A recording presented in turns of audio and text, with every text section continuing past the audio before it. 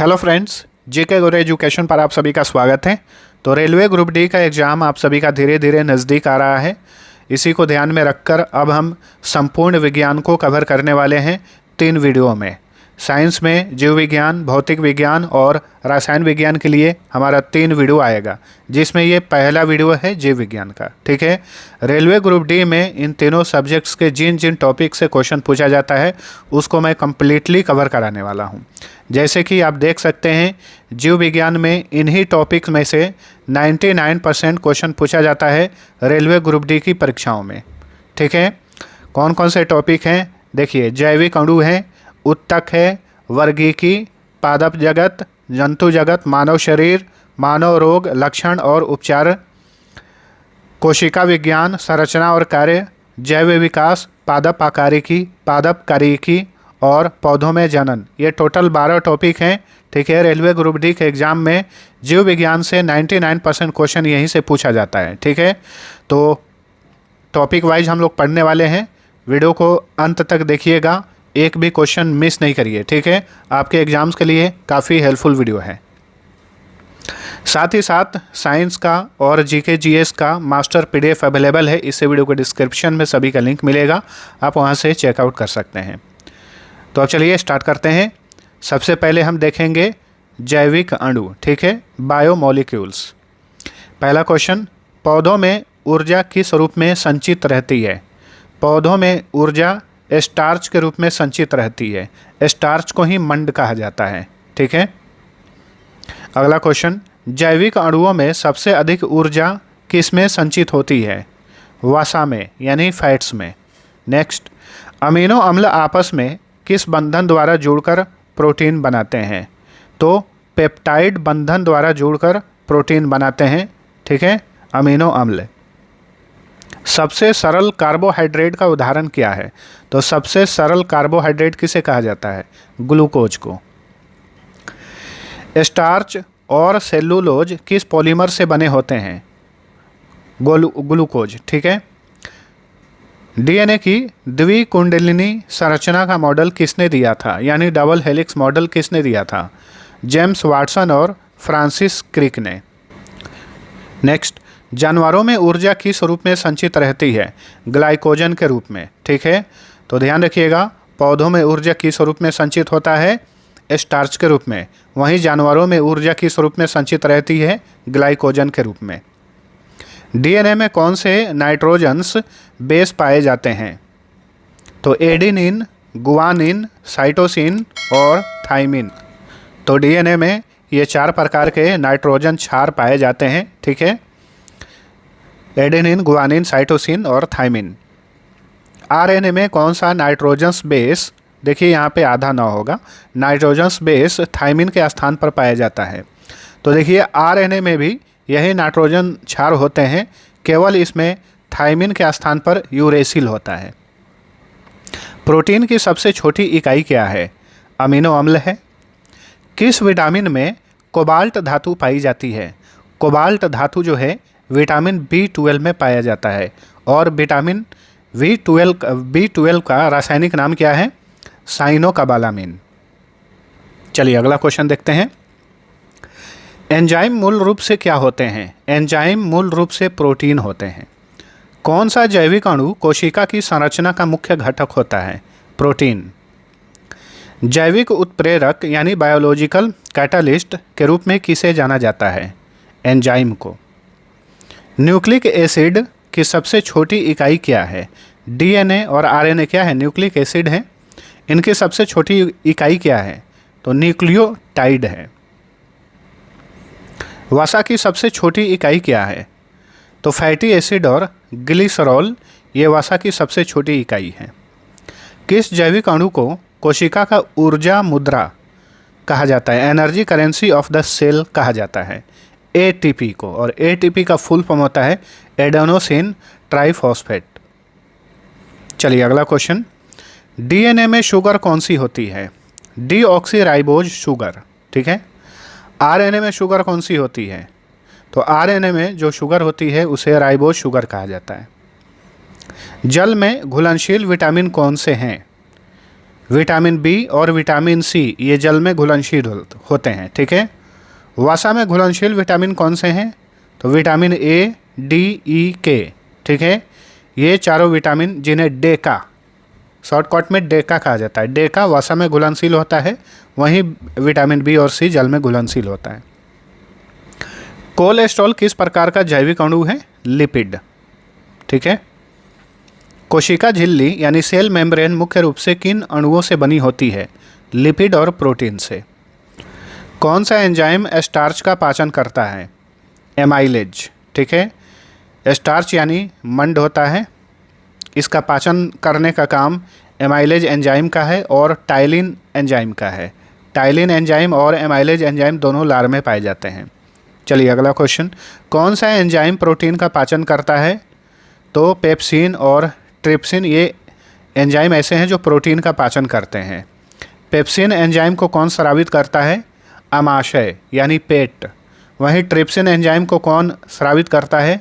अग्नाशय यानी पैनक्रियाज। चलिए अगला क्वेश्चन, मानव शरीर में प्रोटीन का निर्माण कितने प्रकार के अमीनो अम्लों से होता है? तो मानव शरीर में प्रोटीन का निर्माण जो है 20 प्रकार के अमीनो अम्लों से होता है। नेक्स्ट, किस विटामिन की कमी से स्कर्वी रोग होता है? विटामिन सी की कमी से। किस विटामिन की कमी से रिकेट्स रोग होता है? विटामिन डी की कमी से, ठीक है। विटामिन सी का रासायनिक नाम है एस्कॉर्बिक एसिड, विटामिन डी का रासायनिक नाम है कैल्शिफेरॉल।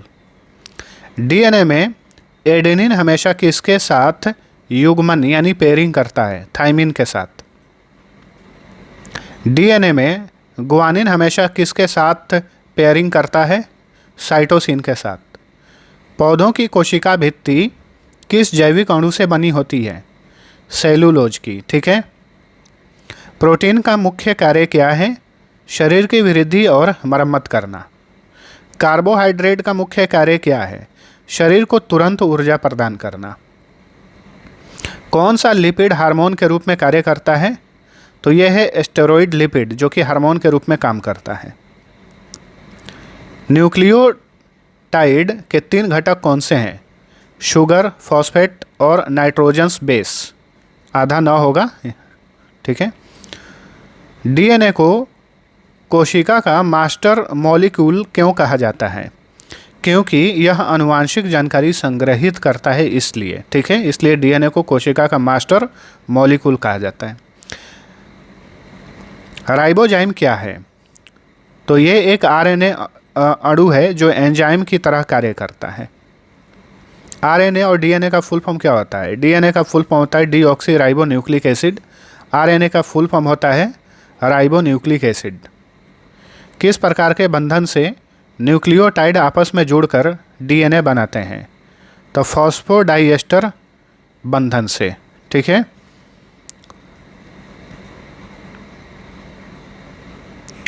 चलिए अगला क्वेश्चन, इंसुलिन क्या है? इंसुलिन एक प्रोटीन हार्मोन है। जैविक अणुओं में कौन सा तत्व सबसे अधिक पाया जाता है? तो यह है कार्बन। नेक्स्ट, कोशिका में प्रोटीन संश्लेषण के लिए कौन सा न्यूक्लिक एसिड जिम्मेदार है? तो यह है आरएनए। ट्राइग्लिसराइड क्या है? एक प्रकार का लिपिड है। मानव शरीर में सबसे प्रचुर मात्रा में पाया जाने वाला प्रोटीन कौन सा है?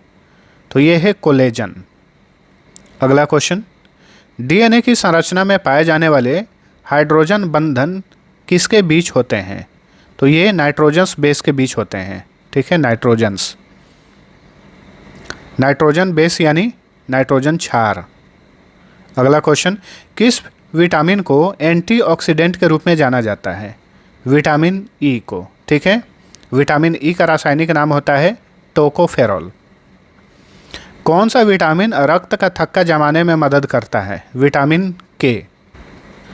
अच्छा, ये रक्त का थक्का जमाने वाला में एक और क्वेश्चन इस तरीके से भी पूछता है कि रक्त में कौन सा ऐसा घटक है जो रक्त का थक्का जमने में हेल्प करता है, सहायता करता है? तो बिम्बाणु। बिम्बाणु को इंग्लिश में प्लेटलेट्स बोलते हैं। रक्त का थक्का जमाने में ये भी मदद करता है बिम्बाणु, ठीक है। माल्टोज, सुक्रोज और लैक्टोज किस प्रकार के कार्बोहाइड्रेट हैं? तो डाइसैकेराइड हैं।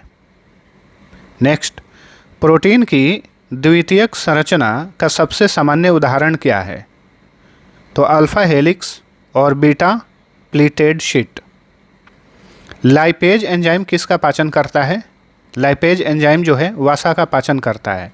लाइपेज एंजाइम को अग्नाशय यानी पैनक्रियाज स्रावित करता है। आरएनए के कितने प्रकार होते हैं? 3, mRNA, tRNA और छोटी आर फिर बड़ी RNA। ठीक है। अब चलिए अगला हमारा टॉपिक है उत्तक यानी टिश्यूज। टिश्यूज से पहला क्वेश्चन, कोशिकाओं के समूह को क्या कहते हैं जो एक विशिष्ट कार्य करता है? इन्हें उत्तक कहा जाता है।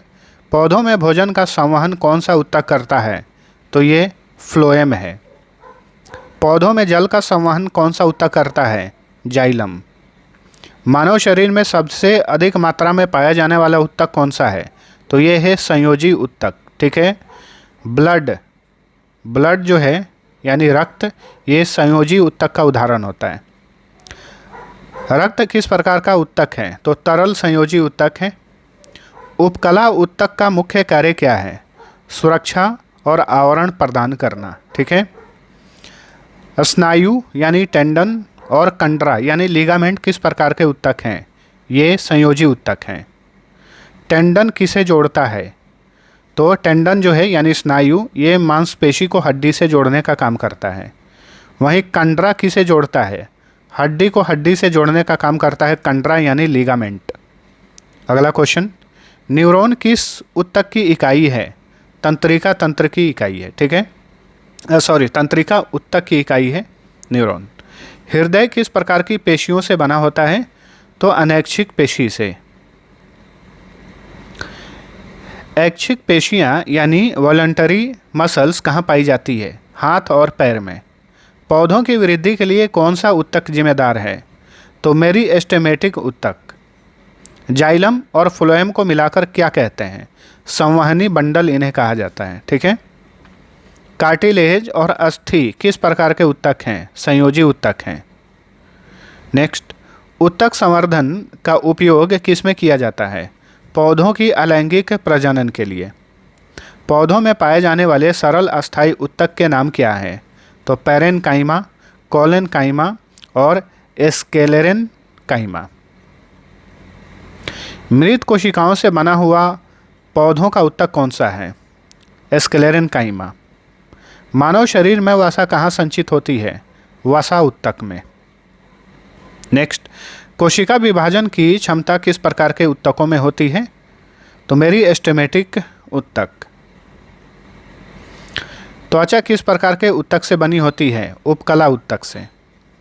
कंकाल यानी स्केलेटल पेशियां किस प्रकार की होती हैं? तो वॉलंटरी यानी ऐच्छिक होती हैं। चिकनी पेशियां कहाँ पाई जाती हैं? आंतरिक अंगों में, इंटरनल ऑर्गन्स में। पौधों में लचीलापन किस उत्तक के कारण होता है? कोलेनकाइमा के कारण। ठीक है। कोलेनकाइमा के कारण ही पौधों में लचीलापन होता है। किस उत्तक में लिग्निन जमा होता है? तो स्क्लेरेनकाइमा उत्तक में। पौधों में भोजन बनाने का कार्य कौन सा उत्तक करता है? पैरेनकाइमा। ठीक है। तो भोजन बनाने का कार्य कौन सा उत्तक करता है? पैरेनकाइमा।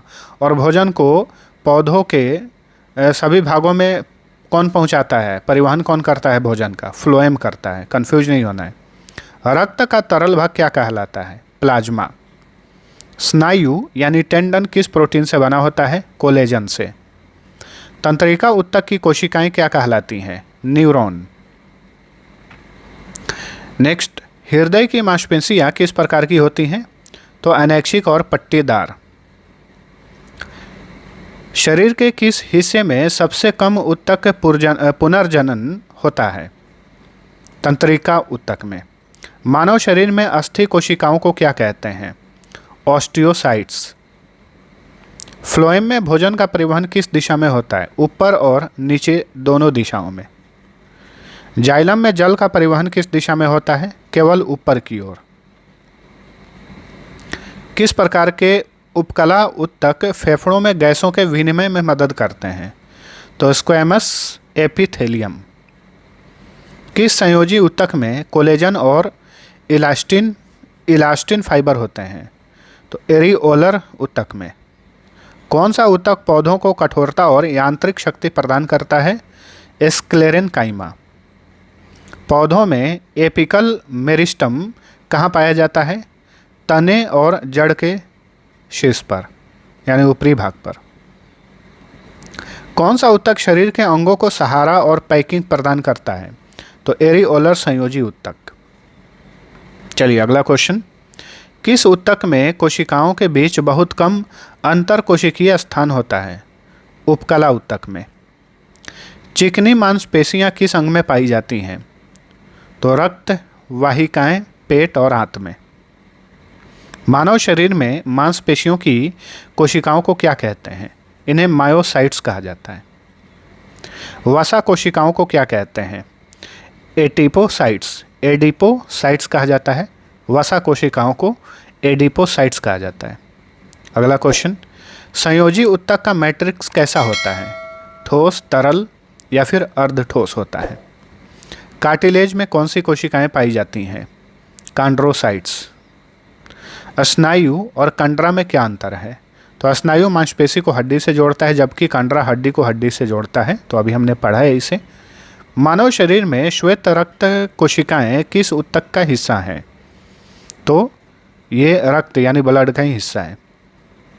जाइलम के कौन से घटक मृत होते हैं? जाइलम फाइबर और ट्रैकिया। पौधे में मेरिस्टेमेटिक ऊतक कितने प्रकार के होते हैं? तो ये 3 प्रकार के होते हैं। एपिकल, इंटरकैलरी और लेटरल। किस ऊतक में लचीलापन और संकोचन की क्षमता होती है? पेशी ऊतक में। अब चलिए अगला हमारा टॉपिक है टैक्सोनॉमी यानी वर्गीकी। ठीक है, वर्गीकी का जनक किसे कहा जाता है? कार्ल लिनियस को कहा जाता है, ध्यान रखिएगा। जीवों को उनके समानता और असमानता के आधार पर वर्गीकृत करने की प्रक्रिया को क्या कहते हैं? इसे ही टैक्सोनॉमी कहा जाता है। आधुनिक वर्गीकी का जनक किसे कहा जाता है? तो अभी बताया, कार्ल लिनियस को। द्विनाम पद्धति किसने दी थी? तो कार्ल लिनियस ने। ठीक है। अच्छा, पांच जगत प्रणाली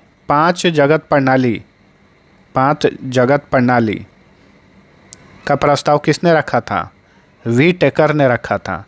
और 2 जगत प्रणाली का प्रस्ताव कार्ल लिनियस ने रखा था, ध्यान रखिए। किसी जीव के वैज्ञानिक नाम में पहला शब्द किसे दर्शाता है? वंश को। ठीक है। किसी जीव के वैज्ञानिक नाम में दूसरा शब्द किसे दर्शाता है? जाति को। ठीक है। तो ये द्विनाम पद्धति किसने दी थी? कार्ल लिनियस ने, जिसमें किसी जीव के वैज्ञानिक नाम का जो पहला शब्द होता है वंश को बताता है, दर्शाता है, और दूसरा शब्द जाति को दर्शाता है। प्रजाति क्या है? वर्गीकी की सबसे छोटी इकाई को प्रजाति कहा जाता है। वर्गीकरण की मूल इकाई क्या है? जाति है। सिस्टेमा नेचुरे नामक पुस्तक किसने लिखी थी? कार्ल लिनियस ने। नेक्स्ट, जीव जगत को 5 किंगडम में किसने वर्गीकृत किया था? तो वी टेकर ने किया था। ठीक है। 5 जगत वर्गीकरण में कौन से किंगडम शामिल हैं? मोनेरा, प्रोटिस्टा, ठीक है, फंगी यानी कवक, प्लांटे और एनिमेलिया यानी जंतु। प्लांटे यानी प्लांट, कंफ्यूज नहीं होना है। प्लांट यानी पादप और एनिमेलिया यानी जंतु, ध्यान रखिएगा, कंफ्यूज नहीं होना है। और जो 2 जगत में विभाजित किए थे कार्ल लिनियस, वो कौन से 2 जगत हैं? तो पादप और जंतु। वहीं 5 जगत वर्गीकरण में वी टेकर के 5 जगत वर्गीकरण में शामिल है मोनेरा, प्रोटिस्टा, फंगी यानी कवक, पादप और जंतु। जीवाणु किस किंगडम में आते हैं? मोनेरा में। ठीक है। बैक्टीरिया मोनेरा के अंतर्गत इन्हें रखा जाता है। एक कोशिकीय यूकैरियोटिक जीव किस किंगडम में आते हैं? प्रोटिस्टा में। ठीक है। पौधों और जानवरों के बीच की कड़ी किसे कहा जाता है? यूग्लिना को। सभी कवक किस किंगडम में आते हैं? फंगी किंगडम में। फंगी की कोशिका भित्ति किससे बनी होती है? काइटिन की। मोनेरा किंगडम में कौन से जीव शामिल हैं? प्रोकैरियोटिक जीव जो हैं ये मोनेरा किंगडम में इन्हें रखा जाता है, मोनेरा जगत में। किस जगत के जीवों में कोशिका भित्ति नहीं पाई जाती है? एनिमेलिया यानी जंतु। ठीक है, जंतु जगत के जीवों में कोशिका भित्ति नहीं पाई जाती है। मछली किस वर्ग के अंतर्गत आती है? पीपीस। वर्गीकी के पदानुक्रम का सही क्रम क्या है? तो kingdom, phylum, class, order, family, genus और स्पीशीज। जंतु जगत में सबसे बड़ा फाइलम कौन सा है? ऑर्थोपोडा है। पक्षी किस क्लास में आते हैं? इन्हें एविज क्लास में रखा जाता है। उभयचर किस क्लास में आते हैं, किस वर्ग में आते हैं? तो उभयचर को एम्फीबिया वर्ग में रखा जाता है। मेंढक का वैज्ञानिक नाम क्या है? अराना टिग्रिना। मानव का वैज्ञानिक नाम होमोसेपियन, सभी को पता होगा। आम का वैज्ञानिक नाम मैंगीफेरा इंडिका। वर्गीकी की सबसे बड़ी इकाई क्या है? किंगडम है। एक ही जीनस में एक से अधिक क्या हो सकती है? स्पीशीज हो सकती है। ठीक है, चलिए अगला क्वेश्चन। किस वैज्ञानिक ने पादप जगत और जंतु जगत को दो मुख्य भागों में बांटा था? तो कार्ल लिनियस ने। वर्गीकी में कौन सा शब्द की से संबंधित है? वर्गीकरण की पहचान। प्रोटिस्टा किंगडम के कुछ उदाहरण बताइए। अमीबा, पैरामीशियम, यूग्लिना, ये सारे प्रोटिस्टा जगत के प्राणी हैं। कवक किस प्रकार का पोषण दर्शाता है? विषमपोषी। ठीक है, कवक विषमपोषी होते हैं। मोनेरा किंगडम के जीवों में क्या अनुपस्थित होता है? केंद्रक नहीं होता है, न्यूक्लियस नहीं होता है, ध्यान रखिए। पौधों में क्लोरोफिल किस किंगडम के जीवों में पाया जाता है? प्लांटे यानी पादप। चलिए अगला क्वेश्चन।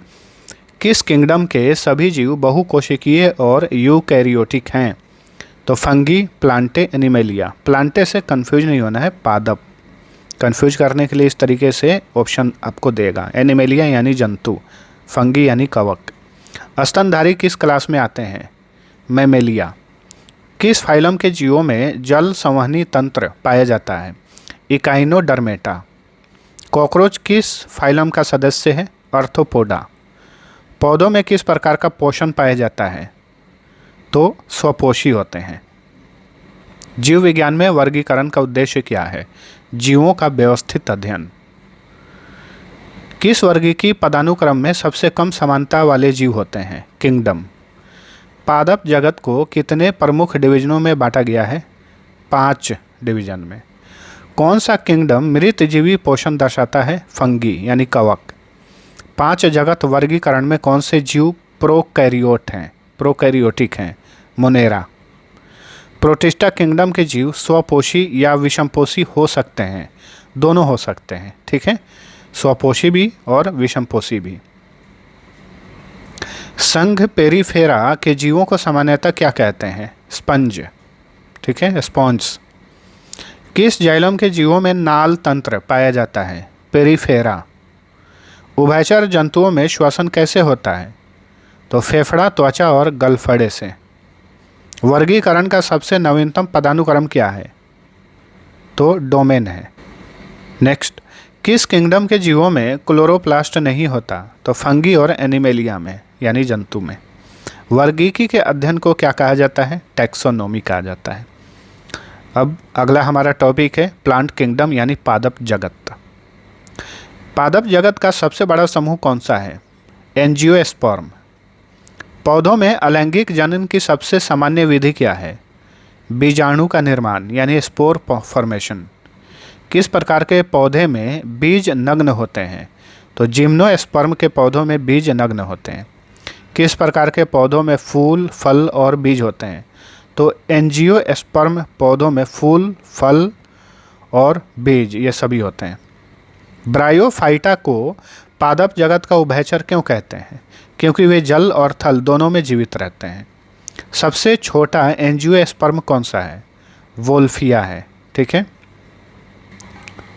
एक चीज़ यहाँ पे और ध्यान में रखिएगा, वोल्फिया जो है ये दुनिया का सबसे छोटा फूल है। ठीक है, दुनिया का सबसे बड़ा फूल रेफ्लेसिया है और दुनिया का सबसे छोटा फूल वोल्फिया है। ठीक है,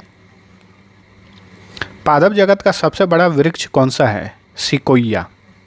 जिम्नोस्पर्म के उदाहरण क्या हैं? तो पाइन और साइकस। ठीक है, पाइनस और साइकस। पाइनस को पाइन लिखते हैं। किस पौधे को जीवित जीवाश्म कहा जाता है? साइकस को।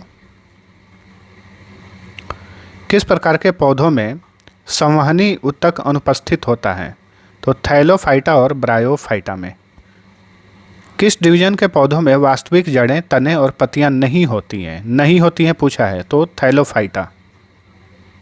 पादप जगत का सबसे विकसित समूह कौन सा है? एंजियोस्पर्म। टेरिडोफाइटा के उदाहरण क्या है? फर्न टेरिडोफाइटा का उदाहरण है। डा नहीं होगा, टेरिडोफाइटा होगा। किस प्रकार के पौधों को संवहनी क्रिप्टोगैम कहा जाता है? टेरिडोफाइटा को। शैवाल किस डिवीजन के अंतर्गत आते हैं? थैलोफाइटा के अंतर्गत। शैवाल के अध्ययन को क्या कहते हैं? फाइकोलॉजी। किस प्रकार के पौधों में बीज फल के अंदर बंद होते हैं? एंजियोस्पर्म के पौधों में। एक बीजपत्री और द्विबीजपत्री किसके दो मुख्य वर्ग हैं? एंजियोस्पर्म के। पादप जगत में सबसे सरल और आदिम पौधे कौन से हैं? तो शैवाल यानी एल्गी। ब्रायोफाइटा का उदाहरण क्या है? मॉस और लिवरवर्ट, ये ब्रायोफाइटा के उदाहरण हैं।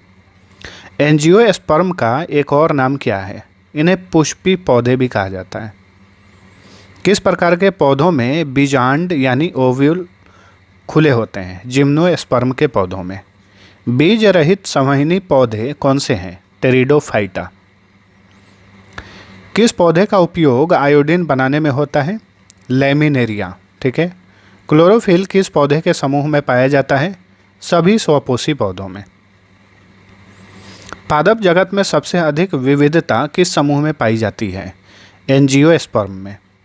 सबसे बड़ा ब्रायोफाइटा कौन सा है? तो ये है डॉसोनिया।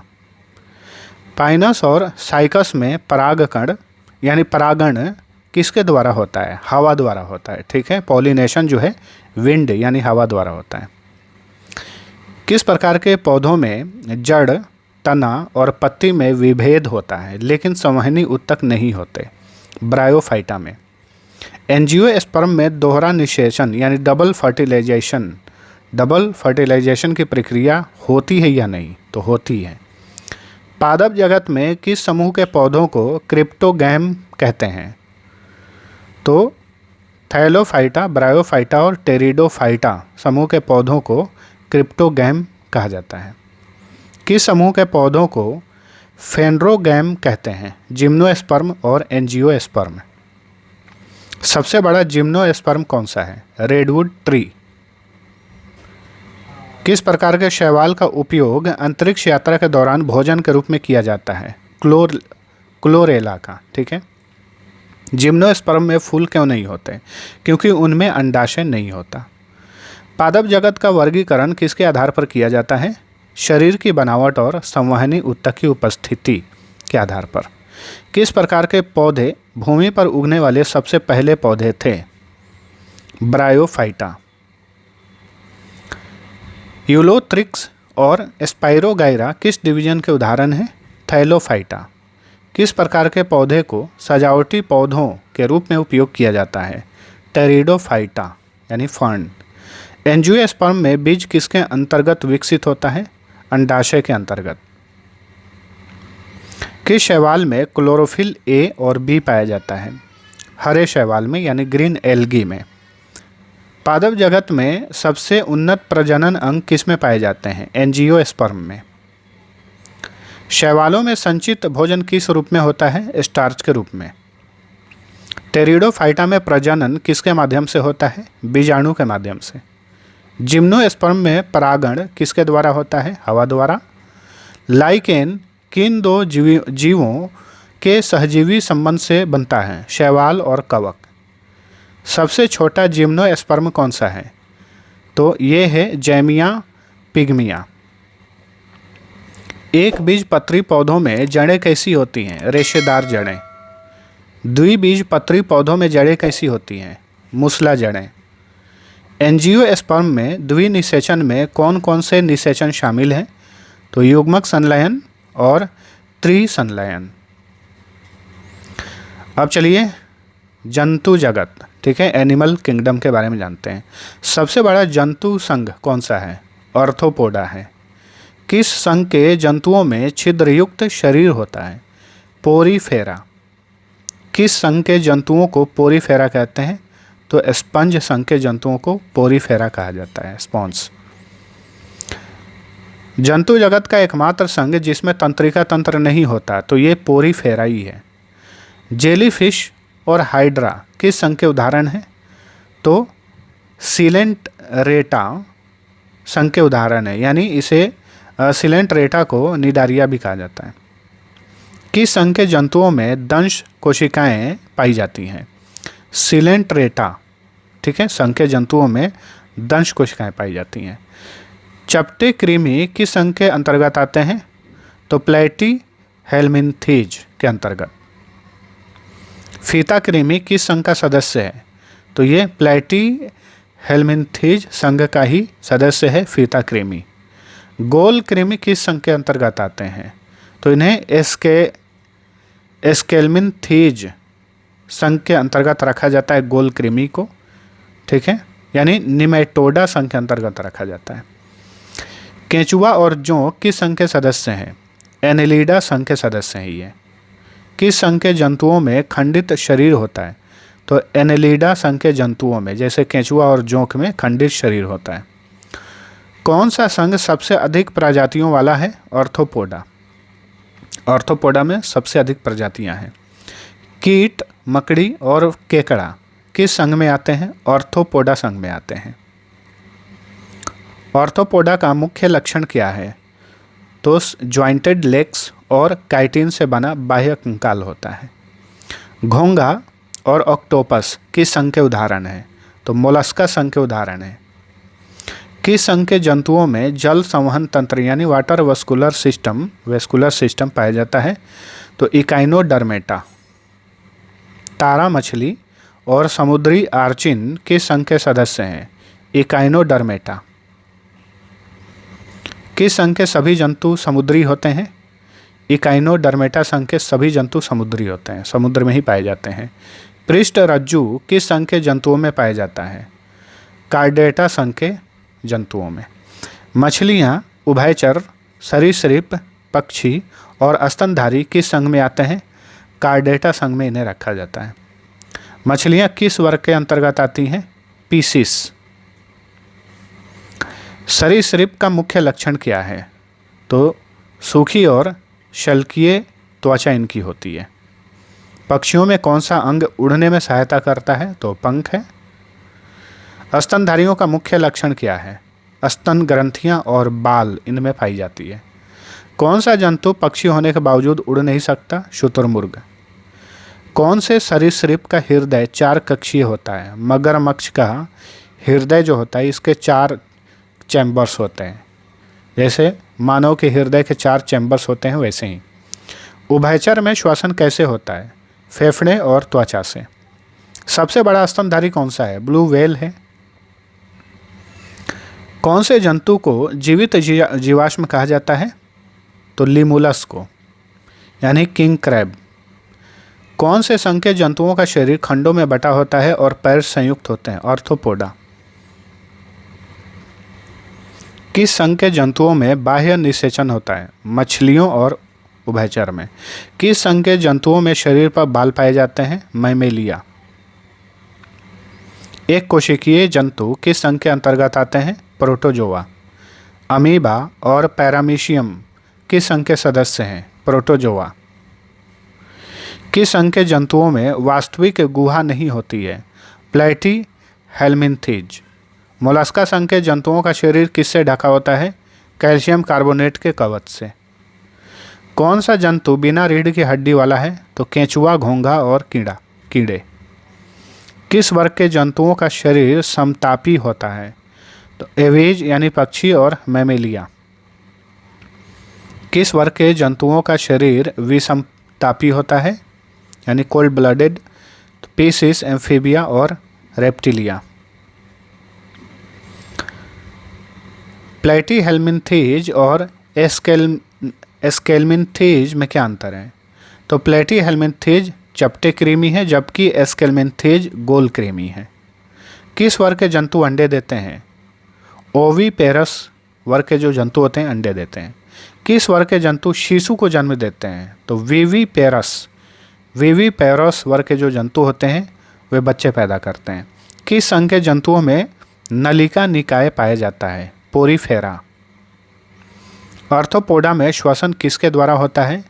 तो गिल, ट्रेकिया या बुक लंग्स द्वारा। मोलस्का में श्वसन अंग कौन सा है? तो गलफड़ा या फुफ्फुस। उभयचर में कौन सा अंग श्वसन और उत्सर्जन दोनों में मदद करता है? त्वचा। स्तनधारियों में कितने हृदय कक्ष होते हैं? 4। पक्षियों और सरीसृपों के बीच की कड़ी किसे कहा जाता है? आर्कियोप्टेरिक्स को। कौन से जंतुओं में कंकाल नहीं होता? हाइड्रा और केंचुआ में कंकाल नहीं होता। किस संघ के जंतुओं को सेगमेंटेड वर्म्स भी कहा जाता है? तो एनेलिडा संघ के जंतुओं को सेगमेंटेड वर्म्स भी कहा जाता है। अब चलिए अगला हमारा टॉपिक है ह्यूमन बॉडी यानी मानव शरीर। मानव शरीर में सबसे बड़ी कोशिका कौन सी है और यह कहाँ पाई जाती है? तो ये है अंडाणु जो मादा प्रजनन तंत्र में पाया जाता है। मस्तिष्क के किस भाग को छोटा मस्तिष्क कहते हैं और इसका क्या कार्य है? तो लिटिल ब्रेन कहा जाता है सेरिबेलम को, और ये शारीरिक संतुलन और मांसपेशियों के समन्वय को नियंत्रित करता है। एक एक प्रश्न में आपके 2-2 प्रश्न बन रहे हैं, ध्यान से पढ़िएगा। मानव शरीर में कौन सा हार्मोन लड़ो और उड़ो हार्मोन कहलाता है और क्यों? तो ये है एड्रेनलिन। तो ये तनावपूर्ण स्थितियों में शरीर को आपातकालीन प्रतिक्रिया के लिए तैयार करता है, इसलिए इसे फाइट और फ्लाइट कहा जाता है। मानव शरीर की सबसे मजबूत मांसपेशी कौन सी है और यह कहाँ स्थित है? तो मानव शरीर की सबसे मजबूत मांसपेशी को मैसेटर कहा जाता है। मैसेटर मांसपेशी जो जबड़े में होती है।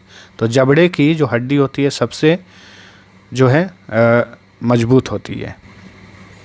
रक्त का थक्का बनाने में कौन सा विटामिन महत्वपूर्ण भूमिका निभाता है और यह किस प्रोटीन के साथ मिलकर काम करता है? विटामिन के मदद करता है रक्त का थक्का बनाने में, और ये फाइब्रिनोजन प्रोटीन के साथ मिलकर काम करता है। मानव शरीर में पसलियों की संख्या कितनी होती है और कौन सी पसलियाँ फ्लोटिंग रिब्स कहलाती हैं? तो देखिए मानव शरीर में पसलियों की संख्या 24 होती है। जोड़ी में पूछे तो 12 जोड़ी, ठीक है। और इसमें 11वीं और 12वीं जोड़ी की पसलियाँ जो होती हैं इन्हें फ्लोटिंग रिब्स कहा जाता है।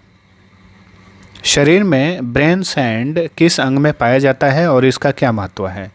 तो ब्रेन सैंड जो है ये पिनियल ग्रंथि में पाया जाता है जो कैल्शियम जमा होने से बनता है और उम्र के साथ बढ़ता है। किस ग्रंथि को मास्टर ग्रंथि कहा जाता है और क्यों? तो पिट्यूटरी ग्लैंड को मास्टर ग्रंथि कहा जाता है क्योंकि ये अन्य अंतःस्रावी ग्रंथियों के कार्यों को नियंत्रित करता है। अन्य जितने भी अंतःस्रावी ग्रंथियाँ हैं सभी को नियंत्रित करने का काम किसका है? पिट्यूटरी ग्लैंड का है। मानव शरीर में सबसे बड़ी धमनी कौन सी है? तो ये है महाधमनी यानी ओर्टा। शरीर का कौन सा अंग ब्लड बैंक कहलाता है? प्लीहा, स्प्लीन। मानव शरीर की किस हड्डी को शिन बोन कहा जाता है? टिबिया को, ठीक है। टिबिया नामक हड्डी कहाँ पाई जाती है? तो टांग में। नवजात शिशु में कुल हड्डियों की संख्या कितनी होती है? तो लगभग 300। और वयस्क मानव में हड्डियों की संख्या 206। मानव हृदय के किस कक्ष में सबसे अधिक मोटी दीवारें होती हैं? तो बायां निलय में। रक्तचाप को मापने के लिए किस उपकरण का उपयोग किया जाता है? तो स्फिग्मोमैनोमीटर। मानव के दांतों का अध्ययन क्या कहलाता है? ओडोंटोलॉजी। मानव शरीर में सबसे छोटी अंतःस्रावी ग्रंथि कौन सी है? तो यह है पिट्यूटरी ग्लैंड। शरीर में टाइलिन एंजाइम का क्या कार्य है और यह कहाँ पाया जाता है? तो टाइलिन एंजाइम जो है ये मानव के लार में पाया जाता है। स्टार्च के पाचन में ये सहायक होता है। मानव शरीर में यूरिया का निर्माण कहाँ होता है? लीवर में। रक्त का कौन सा घटक संक्रमण से लड़ने में मदद करता है? तो ये है वाइट ब्लड सेल यानी श्वेत रक्त कोशिकाएं। शरीर के किस भाग में विटामिन ए जमा होता है? लीवर में। मानव शरीर की सबसे लंबी नस कौन सी है? तो साइटिक नस। टिटनेस रोग से शरीर का कौन सा तंत्र प्रभावित होता है? तंत्रिका तंत्र। मानव शरीर का सबसे कठोर हिस्सा कौन सा है? तो दांत का इनेमल जो होता है ये सबसे कठोर हिस्सा है। लैंगरहैंस की द्वीपिकाएं किस अंग में पाई जाती हैं और ये क्या स्रावित करती हैं? अग्नाशय में पाई जाती हैं जो इंसुलिन और ग्लूकागोन हार्मोन स्रावित करती है। मानव शरीर में थायरोक्सिन हार्मोन की कमी से कौन सा रोग होता है? घेंघा रोग होता है। मानव शरीर की सबसे बड़ी हड्डी कौन सी है? फीमर है, जो कि जांघ की हड्डी होती है। मानव शरीर में ऑक्सीजन का परिवहन कौन करता है? हीमोग्लोबिन करता है। ठीक है, आरबीसी में पाया जाता है हीमोग्लोबिन। सामान्य मानव के मस्तिष्क का वजन कितना होता है? लगभग 1350 से 1400 ग्राम। मानव शरीर में सबसे छोटी हड्डी कौन सी है और यह कहाँ पाई जाती है? स्टेप्स ये सबसे छोटी हड्डी है जो कि कान में पाई जाती है। मानव शरीर की सबसे बड़ी ग्रंथि कौन सी है? लीवर। किस अंग को शरीर का रासायनिक कारखाना कहा जाता है? लीवर को। मानव शरीर में पिट्यूटरी ग्रंथि कहाँ स्थित होती है? मस्तिष्क के निचले भाग में। विल्सन रोग में मानव शरीर में किस धातु की मात्रा बढ़ जाती है? तांबा की मात्रा बढ़ जाती है मानव शरीर में, तो विल्सन रोग होता है। वयस्क मानव में कुल कितने दांत होते हैं? 32। मानव शरीर में मूत्र का रंग पीला किस वर्णक के कारण होता है? यूरोक्रोम के कारण। गुर्दे की कार्यात्मक इकाई क्या है? नेफ्रॉन। मानव के रीढ़ की हड्डी में कुल कितनी कशेरुकाएं होती हैं? 33। मानव शरीर में कशेरुक दंड का कार्य क्या है? तो ये शरीर को सहारा देता है और मेरु रज्जु यानी स्पाइनल कॉर्ड की रक्षा करता है। शरीर में लाल रक्त कोशिकाओं का निर्माण कहाँ होता है? अस्थि मज्जा में। मानव शरीर में शरीर का तापमान कौन नियंत्रित करता है? हाइपोथैलेमस। मानव शरीर की सबसे बड़ी पेशी कौन सी है? तो ये है ग्लूटियस मैक्सिमस। बोन मैरो से संबंधित रोग का क्या नाम है? ल्यूकेमिया। ल्यूकेमिया जो रोग होता है एक प्रकार का ब्लड कैंसर होता है। ठीक है। मानव शरीर में किस अंग को मानव का रासायनिक प्रयोगशाला कहा जाता है? लीवर को। मानव हृदय में कितने कक्ष होते हैं? 4। मानव शरीर में हीमोग्लोबिन का मुख्य कार्य क्या है? ऑक्सीजन का परिवहन करना। शरीर का कौन सा भाग एपोप्टोसिस प्रक्रिया से गुजरता है? तो ये सेल्स हैं, कोशिकाएं हैं। वयस्क मानव मस्तिष्क में मेडुला ऑब्लांगाटा का कार्य क्या है? श्वसन, हृदय गति और रक्तचाप जैसे अनैच्छिक कार्यों को नियंत्रित करता है मेडुला ऑब्लांगाटा। ठीक है। मानव शरीर में सबसे बड़ी तंत्रिका कौन सी है? तो साइटिक तंत्रिका ये सबसे बड़ी तंत्रिका है। थायराइड ग्रंथि से कौन सा हार्मोन स्रावित होता है? Thyroxine hormone. शरीर का कौन सा अंग ब्लड फिल्टर के रूप में कार्य करता है? किडनीज यानी गुर्दे। मानव शरीर में ग्लाइकोजन कहाँ जमा होता है? लीवर और मांसपेशियों में। शरीर में कार्बोहाइड्रेट का भंडारण किस रूप में होता है? ग्लाइकोजन के रूप में। मानव शरीर का आपातकालीन हार्मोन किसे कहा जाता है? एड्रेनलिन को। मानव शरीर में सबसे छोटी मांसपेशी कौन सी है? स्टेपीडियस। ठीक है। मानव हृदय में पेस मेकर का क्या कार्य है? हृदय गति को नियंत्रित करना। हाइपोथैलेमस का मुख्य कार्य क्या है? तो शरीर के तापमान, भूख और प्यास को नियंत्रित करने का काम जो है हाइपोथैलेमस का है। मानव शरीर में आरबीसी का जीवन काल कितना होता है? लगभग 120 दिन। मानव मस्तिष्क के किस भाग में बुद्धि और स्मृति का केंद्र होता है? सेरेब्रम में। मानव शरीर में थाइमस ग्रंथि का क्या कार्य है? तो ये इम्यून सिस्टम के विकास में मदद करता है। ठीक है, थाइमस ग्रंथि। मानव शरीर में पित्तरस का उत्पादन कहाँ होता है? तो लीवर में होता है। अब चलिए अगला हमारा टॉपिक है मानव रोग, इसके लक्षण और उसके उपचार। विटामिन B1 की कमी से कौन सा रोग होता है? बेरी। टाइफाइड रोग का कारण बनने वाला जीवाणु कौन सा है और यह शरीर के किस अंग को प्रभावित करता है? तो साल्मोनेला टाइफी जीवाणु के कारण टाइफाइड रोग होता है और ये आंत को प्रभावित करता है। एड्स रोग किस विषाणु के कारण होता है और यह मानव शरीर में किस प्रणाली को कमज़ोर करता है? HIV वायरस के कारण होता है। प्रतिरक्षा प्रणाली को कमज़ोर कर देता है HIV वायरस। ठीक है। मलेरिया रोग का कारण क्या है और यह किस मच्छर के काटने से फैलता है? तो प्लाज्मोडियम नामक प्रोटोजोआ जो है मलेरिया रोग के लिए यही जिम्मेदार है। मादा एनाफिलीज मच्छर के काटने से ये प्रोटोजोआ शरीर में घुस जाता है।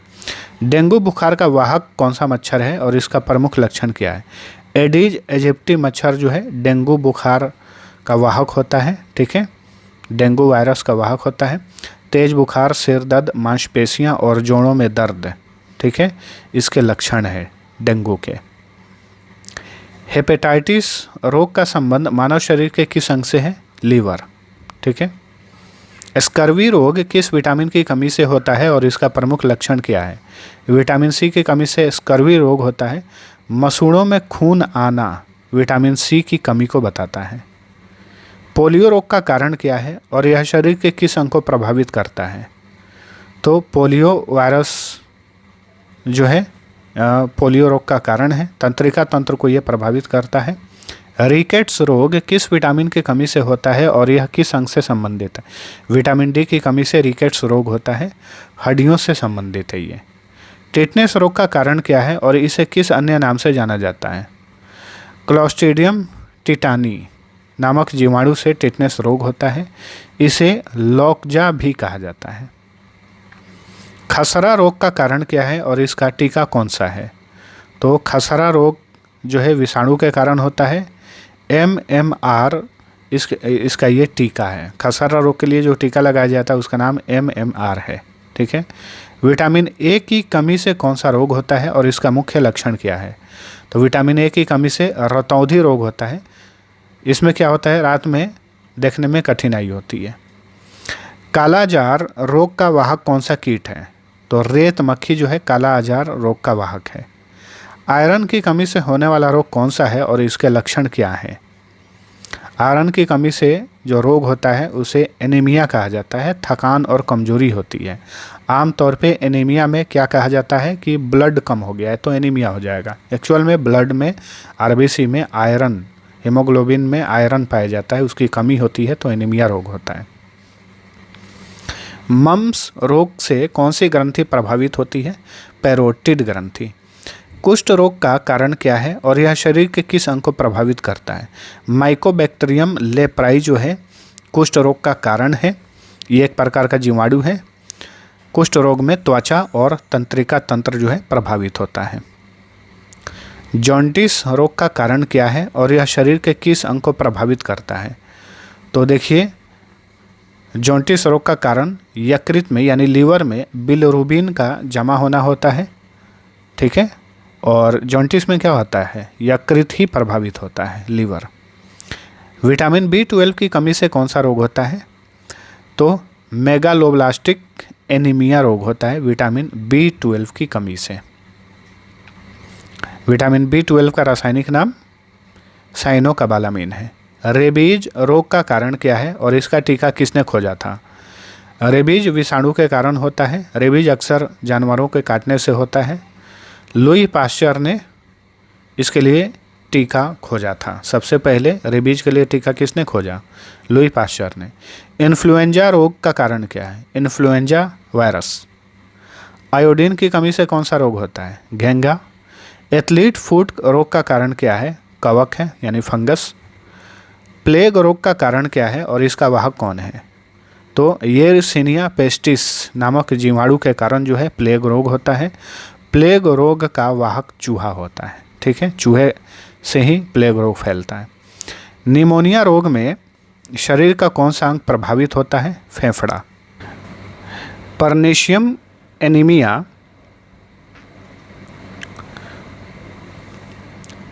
एनीमिया किस विटामिन की कमी से होता है? Vitamin B12। ट्रैकोमा रोग शरीर के किस अंग को प्रभावित करता है? आँख को। डिप्थीरिया रोग का कारण क्या है? तो कोरिनेबैक्टीरियम डिप्थीरिया नामक जीवाणु के कारण डिप्थीरिया रोग होता है। मलेरिया के उपचार के लिए कौन सी दवा का उपयोग किया जाता है? क्विनैन। बोटुलिज्म रोग का कारण क्या है? क्लोस्ट्रीडियम बोटुलिनम नामक जीवाणु जो है इस रोग का कारण है। हैजा रोग का कारण क्या है? विब्रियो कॉलेरी नामक जीवाणु। हैजा रोग का कारण क्या है? तो विब्रियो कॉलेरी नामक जीवाणु। हड्डियों में होने वाले रोग का क्या नाम है जो कैल्शियम और फॉस्फेट की कमी से होता है? इसे ऑस्टियोपोरोसिस कहा जाता है। सिफिलिस रोग का कारण क्या है? ट्रेपोनोमा पैलिडम नामक जीवाणु जो है सिफिलिस रोग का कारण है। टाइफाइड का पता लगाने के लिए कौन सा परीक्षण किया जाता है? विडाल टेस्ट किया जाता है। फाइलेरिया रोग का कारण क्या है? वुकेरेरिया बैनक्रॉफ्टी नामक कृमि के कारण जो है फाइलेरिया रोग होता है। रिंग वॉर्म रोग का कारण क्या है? कवक है। ट्यूबरकुलोसिस रोग का कारण क्या है? तो माइकोबैक्टीरिया ट्यूबरकुलोसिस माइकोबैक्टीरियम ट्यूबरकुलोसिस नामक जीवाणु के कारण टीबी रोग होता है। ठीक है, टीबी को ही क्षय रोग या फिर यक्षमा कहा जाता है। तपेदिक भी टीबी को ही कहा जाता है। यूरिक एसिड के जमाव से कौन सा रोग होता है? गाउट। ठीक है, इसे ही गठिया रोग कहा जाता है जो कि जोड़ों में दर्द होता है। विटामिन B12 की कमी से कौन सा रोग होता है? तो अराइबोफ्लेविनोसिस नामक रोग होता है। मधुमेह रोग किस हार्मोन की कमी से होता है? इंसुलिन की कमी से। काले घेरे और थकान किस रोग के लक्षण हो सकते हैं? एनीमिया। डार्क सर्कल्स जो होता है वो एनीमिया रोग का लक्षण होता है। पाइल्स या बवासीर का कारण क्या है? मलाशय और गुदा के आसपास की नसों में सूजन, इसे ही बवासीर कहा जाता है। एंसेफ्लाइटिस रोग शरीर के किस अंग को प्रभावित करता है? मस्तिष्क को। एल्बिनिज्म क्या है? तो ये एक आनुवंशिक विकार है जिसमें त्वचा, बाल और आँखों में मेलानिन की कमी हो जाती है। हीमोफीलिया क्या है? तो ये भी एक आनुवंशिक रोग है जिसमें रक्त का थक्का नहीं जमता। सिकल सेल एनीमिया किस अंग से संबंधित रोग है? आरबीसी यानी red blood cell. Colour blindness किस तरह का रोग है? तो ये एक आनुवंशिक रोग है। जीका वायरस किसके काटने से फैलता है? एडीज इजिप्टी मच्छर। ठीक है। विटामिन ई की कमी से कौन सा रोग होता है? बांझपन, इनफर्टिलिटी। पेट में अल्सर का कारण बनने वाले जीवाणु कौन सा है? तो ये जीवाणु है हेलिकोबैक्टर पाइलोरी। ऑस्टियोमलेशिया रोग किस विटामिन की कमी से होता है? विटामिन डी की कमी से। सफ़ेद दाग किस रोग का लक्षण है? तो श्वेत्र रोग का लक्षण है, विटिलिगो। विटामिन B6 की कमी से कौन सा रोग होता है? एनीमिया और त्वचा रोग होता है। ग्लूकोमा रोग शरीर के किस अंग से संबंधित है? आँख से रिलेटेड है ग्लूकोमा। हाइपरटेंशन का अर्थ क्या है? हाई ब्लड प्रेशर को ही हाइपरटेंशन कहा जाता है। टिटनेस रोग किस अंग को प्रभावित करता है? तंत्रिका तंत्र को। पार्किंसन रोग शरीर के किस अंग से संबंधित है? मस्तिष्क से। एड्स का पता लगाने के लिए कौन सा टेस्ट किया जाता है? Elisa test. रक्त कैंसर को क्या कहते हैं? ल्यूकेमिया। कुपोषण से होने वाले दो प्रमुख रोग कौन से हैं? क्वाशियोरकर और मेरास्मस। अक्सर ये रोग बच्चों में ही होता है। अब चलिए अगला हमारा टॉपिक है कोशिका। कोशिका का अध्ययन, विज्ञान, संरचना और कार्य। कोशिका की खोज किसने की थी और कब? रॉबर्ट हुक ने कोशिका की खोज की थी 1665 में। कोशिका सिद्धांत किसने दिया था? स्लाइडन और श्वान ने। कोशिका का ऊर्जा घर किसे कहा जाता है? माइटोकॉन्ड्रिया को। आत्मघाती थैली के नाम से किस कोशिकांग को जाना जाता है? लाइसोसोम को। कोशिका के मस्तिष्क या नियंत्रण केंद्र किसे कहा जाता है? केंद्रक को यानी न्यूक्लियस को। प्रोटीन फैक्ट्री किसे कहते हैं? राइबोसोम को। कोशिका भित्ति किन कोशिकाओं में पाई जाती है? पादप कोशिकाओं में। कोशिका झिल्ली का मुख्य कार्य क्या है? कोशिका के अंदर और बाहर पदार्थों के आवागमन को नियंत्रित करना। लाइसोसोम का मुख्य कार्य क्या है? पाचन और अपशिष्ट पदार्थों को नष्ट करना। नेक्स्ट, गोल्जी कॉय का मुख्य कार्य क्या है? प्रोटीन और लिपिड का संवेष्टन, संशोधन और वितरण। एंडोप्लाज्मिक रेटिकुलम कितने प्रकार के होते हैं? 2 प्रकार के, चिकनी और खुरदरी। कोशिका का ट्रैफिक पुलिसमैन किसे कहा जाता है? तो कोशिका का ट्रैफिक पुलिस कहा जाता है गोल्जी कॉय को। केंद्रक में क्या क्या पाया जाता है? केंद्रक में डीएनए होता है, आरएनए होता है और प्रोटीन होता है। क्रोमोसोम में क्या होता है? क्रोमोसोम में डीएनए और प्रोटीन होता है। नेक्स्ट, कोशिका कितने प्रकार की होती है? 2 प्रकार की, प्रोकैरियोटिक कोशिका और यूकैरियोटिक कोशिका। प्रोकैरियोटिक कोशिकाओं में कौन सा कोशिकांग अनुपस्थित होता है? केंद्रक। डीएनए का पूरा नाम क्या है? Deoxy ribo nucleic acid. RNA का पूर्ण रूप क्या है? Ribo nucleic acid. बहुत ही आसान है। प्लास्टिड कितने प्रकार के होते हैं और वे कहाँ पाए जाते हैं? प्लास्टिड 3 प्रकार के होते हैं, क्लोरोप्लास्ट, क्रोमोप्लास्ट, ल्यूकोप्लास्ट, और ये पादप कोशिकाओं में पाए जाते हैं। कोशिका विभाजन कितने प्रकार का होता है? 2 प्रकार का, एक समसूत्री विभाजन और एक अर्धसूत्री विभाजन। माइटोकॉन्ड्रिया की आंतरिक परत पर जो वलन होते हैं उन्हें क्या कहते हैं? क्रिस्टी। राइबोसोम कहाँ बनते हैं? केंद्रिका में यानी न्यूक्लियस में। कोशिका को जीवित किसने कहा था? तो एंटनी वॉन लीeuwenhoek ने कोशिका को जीवित कहा था। ठीक है, देखिए इस तरीके से तो क्वेश्चन, इससे बेहतर क्वेश्चन ये ऐसे बनेगा कि जीवित कोशिका की खोज किसने की थी? तो जीवित कोशिका की खोज एंटनी वॉन लीeuwenhoek ने की थी। कब? 1674 ईस्वी में। सर्वप्रथम जीवित कोशिका की खोज 1674 में एंटनी वॉन लीeuwenhoek ने की थी। ठीक है, मृत कोशिका की खोज किसने की थी? तो मृत कोशिका की खोज किए थे रॉबर्ट हुक। कब? इन्होंने मृत कोशिका की खोज 1665 में की थी।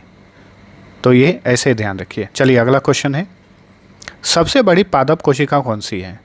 तो कपास के जो तंतु होते हैं, कॉटन फाइबर, ये सबसे बड़ी पादप कोशिका होती है। लाइसोसोम में कौन से एंजाइम पाए जाते हैं? Hydrolytic enzyme. ठीक है, कोशिका द्रव में होने वाली श्वसन प्रक्रिया का क्या नाम है? ग्लाइकोलाइसिस। एटीपी का पूरा नाम क्या है? तो एटीपी का पूरा नाम होता है एडेनोसिन ट्राइफॉस्फेट। कोशिका झिल्ली किस पदार्थ की बनी होती है? लिपिड और प्रोटीन की। कोशिका सिद्धांत का अपवाद क्या है? विषाणु। ठीक है, कोशिका सिद्धांत विषाणु पर यानी वायरस पर लागू नहीं होता है। साइटोप्लाज्म के बाहर का कौन सा हिस्सा एक्सोप्लाज्म कहलाता है? कोशिका झिल्ली के ठीक नीचे का हिस्सा। कोशिका का कौन सा भाग कोशिका कंकाल बनाता है? सूक्ष्म तंतु और सूक्ष्म नलिकाएं। कोशिका सिद्धांत में कौन सा मुख्य बिंदु नहीं जोड़ा गया था? उत्तक निर्माण। ठीक है, यूकैरियोटिक कोशिकाएं किन जीवों में पाई जाती हैं? तो पौधों, जानवरों, कवक और प्रोटिस्टा में। प्रोकैरियोटिक कोशिकाओं का उदाहरण क्या है? जीवाणु।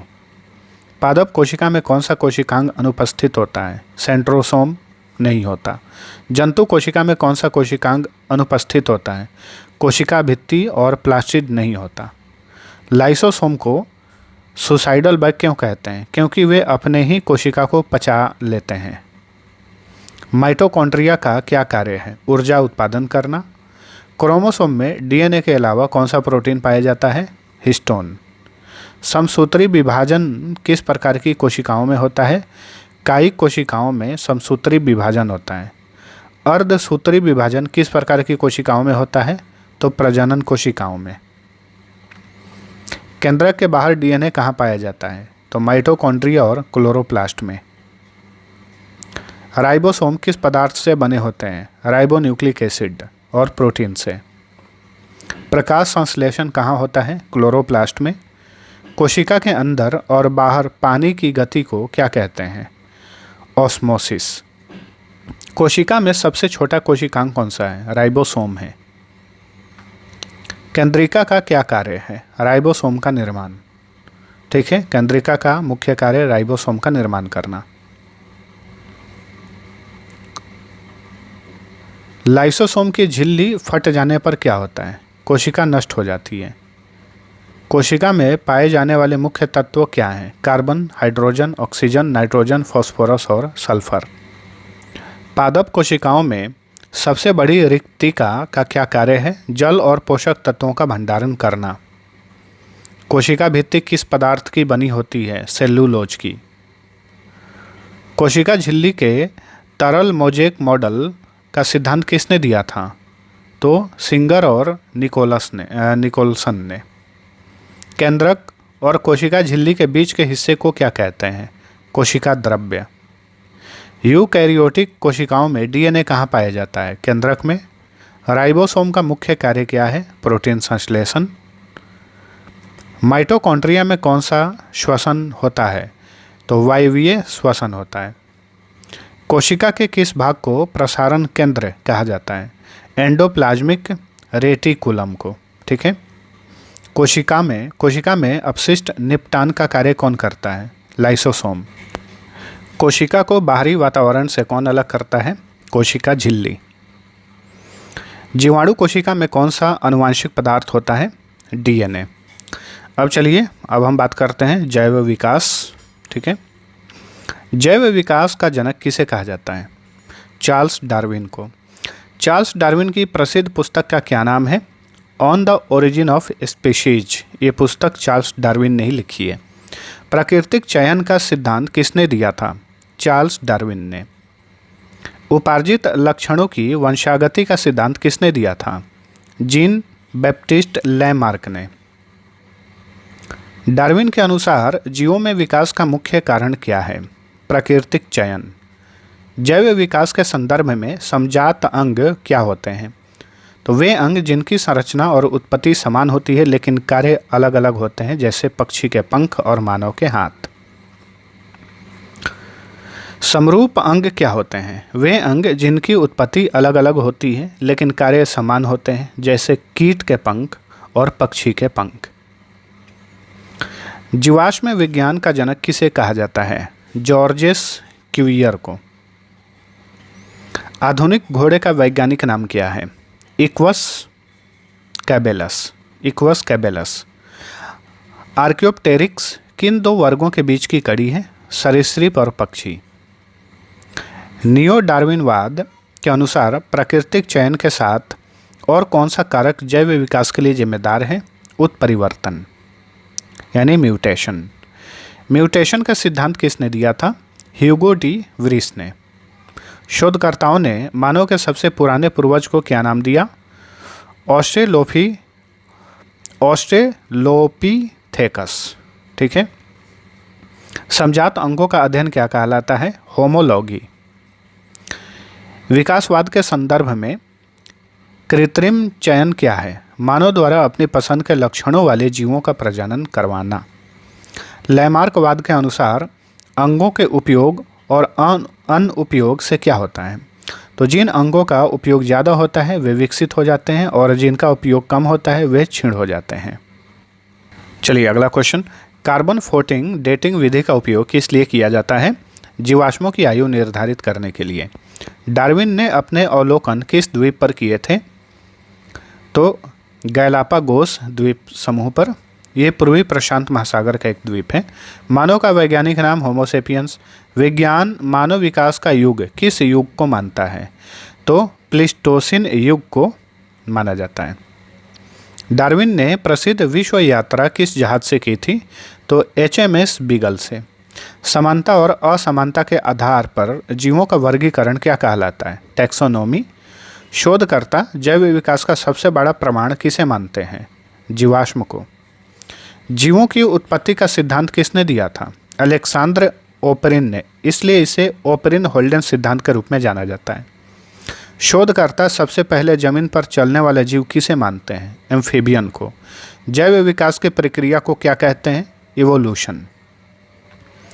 होमो इरेक्टस का मुख्य लक्षण क्या था? सीधे खड़े होकर चलना। आनुवंशिकी का जनक किसे कहा जाता है? जॉन ग्रेगर मेंडल को।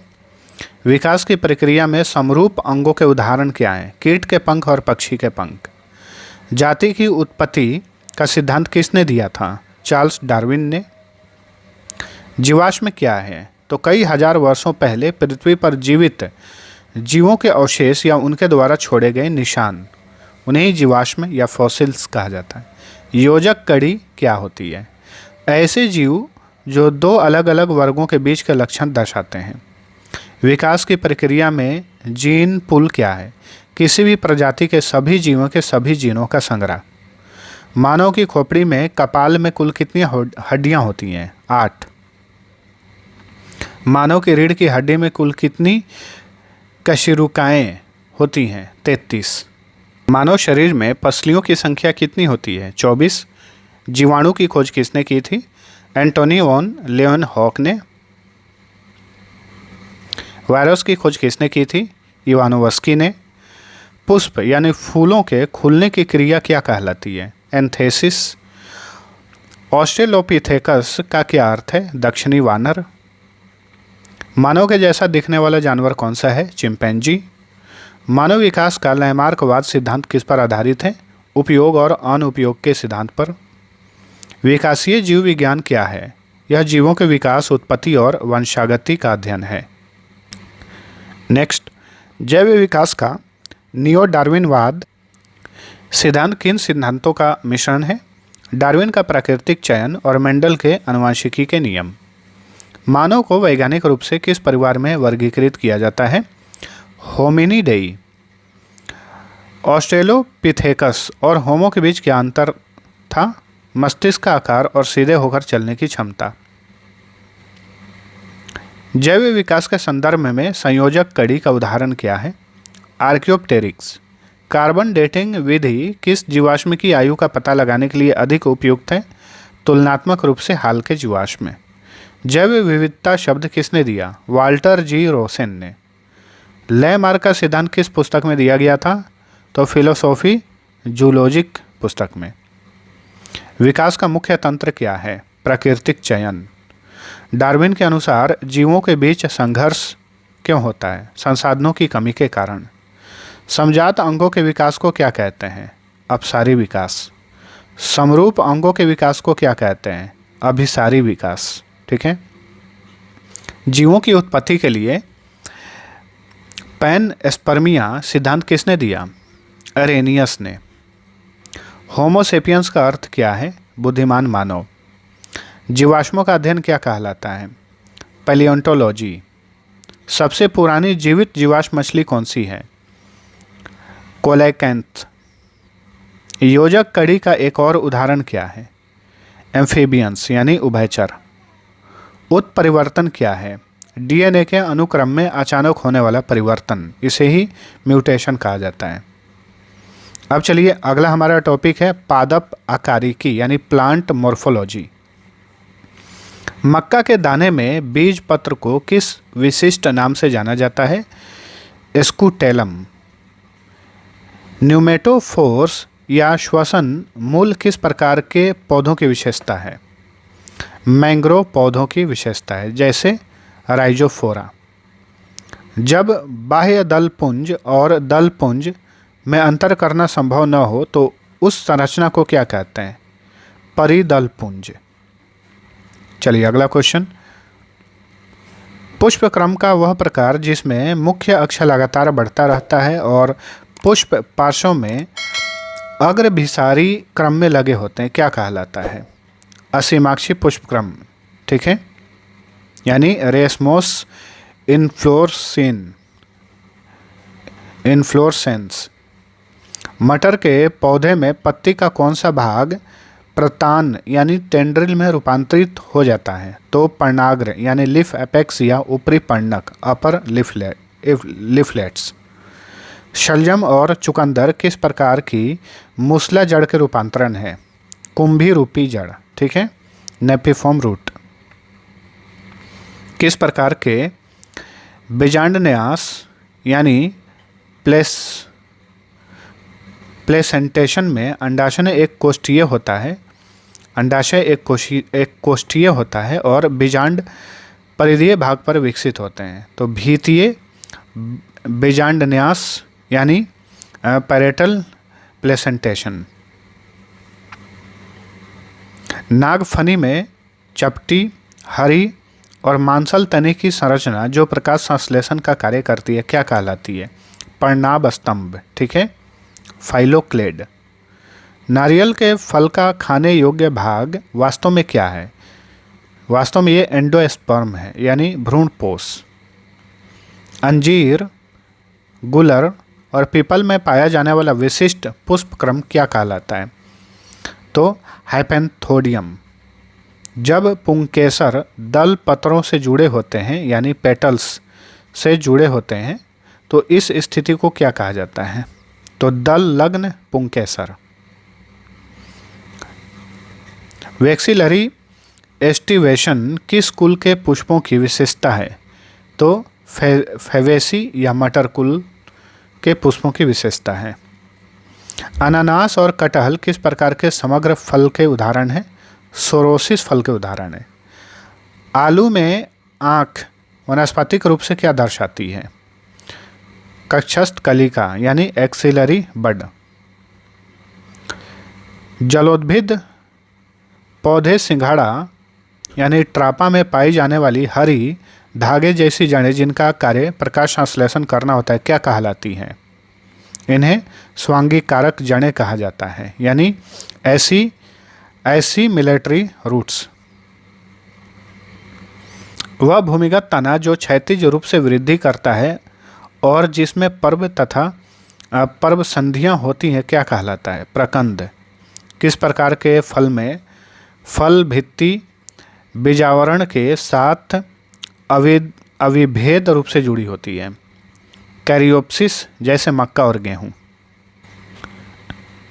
चलिए अगला क्वेश्चन। एक ही पुष्प में अलग अलग लंबाइयों के पुंकेसरों का पाया जाना क्या कहलाता है? तो चतुर्धेगी अवस्था। अमर बेल में पोषक पौधे से भोजन चूसने के लिए विकसित विशेष जड़ें क्या कहलाती हैं? चुस्कांग या फिर हॉस्टोरिया। आर्किड में पाई जाने वाली वायवीय स्पंजी जड़ें जो वायुमंडलीय नमी को अवशोषित करती हैं क्या कहलाती हैं? वेलामेन जड़ें। पुष्प के अंडाशय की दीवार पर बीजांडों की व्यवस्था क्या कहलाती है? बीजांडन्यास। केले का पौधा अपने जीवन काल में केवल एक बार पुष्पन और फलन करता है, ऐसे पौधे को क्या कहते हैं? मोनोकार्पिक। जब पुंकेसरों के पुतंतु एक समूह में जुड़कर एक नली बनाते हैं लेकिन परागकोश स्वतंत्र रहते हैं तो यह स्थिति क्या कहलाती है?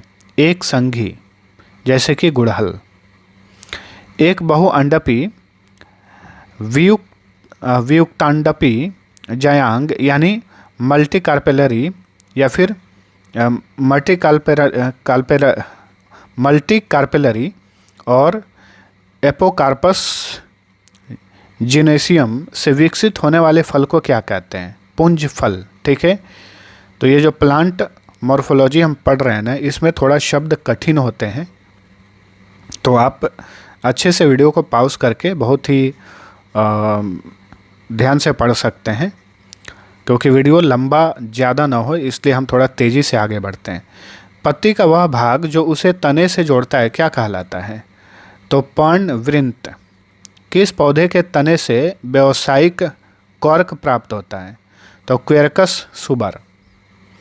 सिल्कुआ प्रकार का फल किस कुल की विशेषता है? तो ब्रेसिसेकी या फिर क्रूसीफेरी। घास परिवार में यानी पोएसी में भ्रूण में मूलांकुर को ढकने वाली संरचना क्या कहलाती है? मूलांकुर चोल। अरबी और केसर किस प्रकार के भूमिगत तने के रूपांतरण है? घनकंद। बिना निषेचन के फल के विकास को क्या कहा जाता है? अनिषेक फलन। अब चलिए पादपकारी की, ठीक है, प्लांट फिजियोलॉजी के बारे में जानते हैं। कोशिका में जल के प्रवेश के कारण स्फीति दाब के विरुद्ध कोशिका भित्ति द्वारा लगाए गए दाब को क्या कहते हैं? तो भित्ति दाब।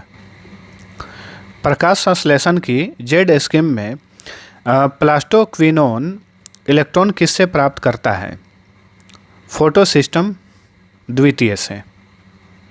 C4 पौधों में कार्बन डाइऑक्साइड का प्राथमिक ग्राही कौन सा अणु होता है? तो फॉस्फोइनॉल पायरुवेट। पौधों में वाष्पोत्सर्जन की दर को मापने के लिए किस उपकरण का उपयोग किया जाता है? पोटोमीटर। क्रेब्स चक्र कोशिका के किस अंगक में होता है? माइटोकॉन्ड्रिया के मैट्रिक्स में। पादप हार्मोन जो जीर्णता को बढ़ावा देता है और रंध्रों को बंद करने में मदद करता है, कौन सा है? तो यह है एब्सिसिक अम्ल। अवायवीय श्वसन में ग्लूकोज के एक अणु से कितने एटीपी का शुद्ध लाभ होता है? 2 एटीपी। एटीपी का फुल फॉर्म होता है एडिनोसिन ट्राइफॉस्फेट। पौधों द्वारा आयरन का अवशोषण किस रूप में किया जाता है? फेरिक आयरन के रूप में। फेरिक आयन के रूप में, ना कि आयरन। ठीक है। प्रकाश श्वसन की प्रक्रिया में कौन कौन से 3 कोशिकांग भाग लेते हैं? क्लोरोप्लास्ट, परऑक्सीसोम और माइटोकॉन्ड्रिया। पौधों में पुष्पन को प्रेरित करने के लिए शीत उपचार की प्रक्रिया क्या कहलाती है? वसंतीकरण यानी वेर्नलाइजेशन। लेग्यूम पौधों की जड़ ग्रंथिकाओं में नाइट्रोजन स्थिरीकरण के लिए आवश्यक लेग हीमोग्लोबिन वर्णक क्या कार्य है? ऑक्सीजन अपमार्जक के रूप में कार्य करना। बिंदु स्राव की प्रक्रिया पौधे के किस भाग द्वारा होती है? जल रंध्र। ग्लाइकोलाइसिस और क्रेब्स चक्र के बीच की संयोजक कड़ी कौन सा अणु है? Acetyl coenzyme. पौधों में प्रकाशानुवर्तन के लिए कौन सा हार्मोन मुख्य रूप से उत्तरदायी है? ऑक्सिन।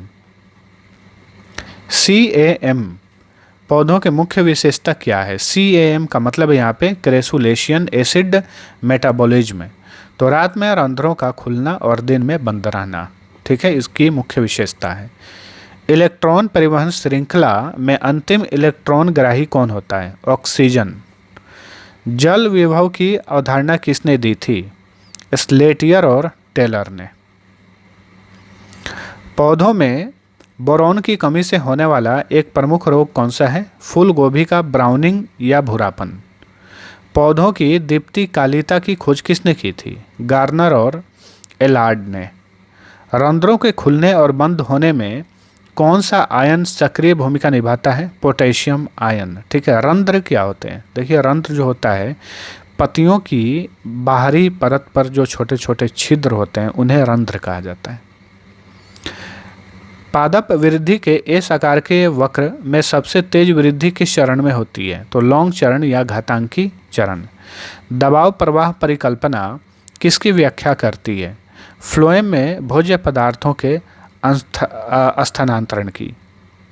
प्रकाश संश्लेषण की अप्रकाशिक अभिक्रिया क्लोरोप्लास्ट के किस भाग में होती है?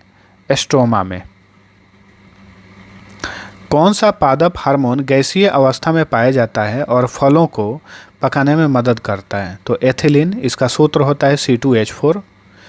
साइटोक्रोम में कौन सा खनिज तत्व मौजूद होता है? लोहा। पौधों में मैग्नीशियम की कमी से सबसे पहले लक्षण कहाँ दिखाई देते हैं? पुरानी पत्तियों में। प्रकाश संश्लेषणात्मक सक्रिय विकिरण की तरंगदैर्ध्य सीमा क्या है? 400 से 700 nm। वह प्रक्रिया जिसके द्वारा अमोनिया नाइट्रेट में ऑक्सीकृत होती है क्या कहलाती है? नाइट्रीकरण। जाइलम के भीतर जल के अणुओं के बीच लगने वाला आकर्षक बल क्या कहलाता है? संसंजन बल। श्वसन गुणांक का मान एक किस श्वसनीय पदार्थ के लिए होता है? कार्बोहाइड्रेट। ठीक है। अब चलिए नेक्स्ट हमारा टॉपिक है पौधों में जनन, रिप्रोडक्शन इन प्लांट्स। अविर्त बीजी पौधों में भ्रूण कोश के निर्माण की प्रक्रिया क्या कहलाती है? इसे गुरु बीजाणु जनन कहा जाता है। द्विनिषेचन की प्रक्रिया में एक नर युग्मक अंड कोशिका से और दूसरा नर युग्मक किससे संलयित होता है? तो द्वितीयक केंद्रक या 2 ध्रुवीय केंद्रकों से। भ्रूण कोश के बीजांड द्वारी सिरे यानी माइक्रोपाइलर एंड पर स्थित 3 कोशिकाओं के समूह को क्या कहते हैं? अंड उपकरण यानी एग एपैरेटस। परागकण की बाहरी कठोर परत बाह्य चोल किस प्रतिरोधी कार्बनिक पदार्थ की बनी होती है? तो स्पोरोपोलेनिन की बनी होती है। देखिए 555 से कुछ और क्वेश्चन है, इन्हें भी देख लीजिए। जब एक ही पौधों के एक पुष्प के परागकण उसी पौधे के दूसरे पुष्प के वर्तिकाग्र पर पहुंचते हैं तो इस परागण को क्या कहते हैं? तो सजात पुष्पी परागण इसे कहा जाता है। बिना निषेचन के भ्रूण के विकास की प्रक्रिया क्या कहलाती है? तो अनिषेक जनन। निषेचन के पश्चात बीजांड किस में विकसित होता है? बीज में, यानी सीड बनता है। नारियल और ताड़ जैसे पौधों में किस माध्यम से परागण होता है? वायु परागण। भ्रूणपोषी बीजों में भोजन कहाँ संग्रहित रहता है? तो भ्रूणपोष में। नेक्स्ट, पराग नलिका की बीजांड में प्रवेश की खोज किसने की थी? जी.बी. एमिसी ने। जब परागण वर्तिकाग्र पर अपने अंकुरण से पहले ही मर जाते हैं तो इस स्थिति को क्या कहते हैं? पराग अक्षमता। अविर्तबीजी पौधों में भ्रूण को सामान्यतः कितने कोशीय और कितने केंद्रकीय होते हैं? तो 7 कोशीय और 8 केंद्रकीय होते हैं। सेब और नाशपाती जैसे आभासी फलों में फल का मुख्य खाने योग्य भाग किससे विकसित होता है? पुष्पासन से। कीटों को आकर्षित करने के लिए पुष्पों में मौजूद मीठे शर्करा युक्त तरल पदार्थ को क्या कहते हैं? मकरंद। जब जायांग पहले परिपक्व होता है तो इस स्थिति को क्या कहा जाता है? स्त्री पूर्वता। ठीक है, प्रोटोगाइनी। भ्रूणपोष का विकास भ्रूण से पहले क्यों होता है? विकासशील भ्रूण को पोषण प्रदान करने के लिए। बीजांड काय के अवशेष जो कभी कभी बीज में एक पतली परत के रूप में रह जाते हैं क्या कहलाते हैं? परिभ्रूणपोष। घास परिवार में बीज पत्र को क्या कहा जाता है? स्कूटेलम। बीजों द्वारा प्रसुप्ति बनाए रखने के लिए कौन सा पादप हार्मोन मुख्य रूप से उत्तरदायी है? एब्सिसिक अम्ल। परागकोश की सबसे भीतरी पोषक परत क्या कहलाती है? तो टेपिटम। वेलिसनेरिया में किस प्रकार का जल परागण होता है? अधिजलीय परागण। एक अविर्त बीजी में कार्यात्मक गुरु बीजाणु से भ्रूणकोश के विकास को क्या कहते हैं? तो एक बीजाणुज विकास। बीज के बाहरी आवरण को क्या कहते हैं? बीजावरण यानी सीड कोट। बहुभ्रूणता की खोज सबसे पहले किस पौधे में की गई थी? संतरे में। कायिक प्रवर्धन की कलम लगाना यानी ग्राफ्टिंग तकनीक में जिस पौधे पर कलम लगाई जाती है उसे क्या कहते हैं? स्कंद, स्टॉक। पराग कणों का अध्ययन क्या कहलाता है? परागाणु विज्ञान यानी पैलिनोलॉजी। निषेचन के बाद अंडाशय की दीवार क्या बनाती है? फल भित्ति। ठीक है, चलिए 1-2 क्वेश्चन और है। स्वपरागण को रोकने के लिए एक पुष्प की प्रकृति युक्ति जिसमें वर्तिका परागकोश से बहुत लंबी होती है क्या कहलाती है? तो हेटेरोस्टाइली। किस प्रक्रिया द्वारा बीजांडकाय या अध्यावरण की कोई भी द्विगुणित कोशिका बिना अर्धसूत्री विभाजन के भ्रूणकोश बना लेती है? तो अपबीजाणुता यानी एपोस्पोरी। देखिए, आपने जो अभी प्लांट मॉर्फोलॉजी पढ़ा है, प्लांट कार्यकी पढ़ा है, इसमें ही बहुत कठिन शब्द होते हैं, चाहे वो अंग्रेजी के शब्द हों या फिर हिंदी के शब्द हों। ठीक है, आपको यहाँ पे अच्छे से पढ़ना है वीडियो के लास्ट वाले पार्ट में। तो ये वीडियो हमारा आज यहीं पे समाप्त होता है। ये सारे इसमें मैक्सिमम क्वेश्चन जो हैं रेलवे ग्रुप डी में पूछे गए थे, उन्हीं से रिलेटेड ये प्रश्न थे। आई होप कि आप सभी को वीडियो पसंद आया होगा। आपको पसंद आया है तो वीडियो को लाइक और शेयर ज़रूर करिएगा। इसके बाद फिजिक्स और केमिस्ट्री का भी वीडियो आने वाला है, तो चैनल के साथ बने रहिए। अब चलिए मिलते हैं अगले वीडियो में, तब तक के लिए टेक केयर।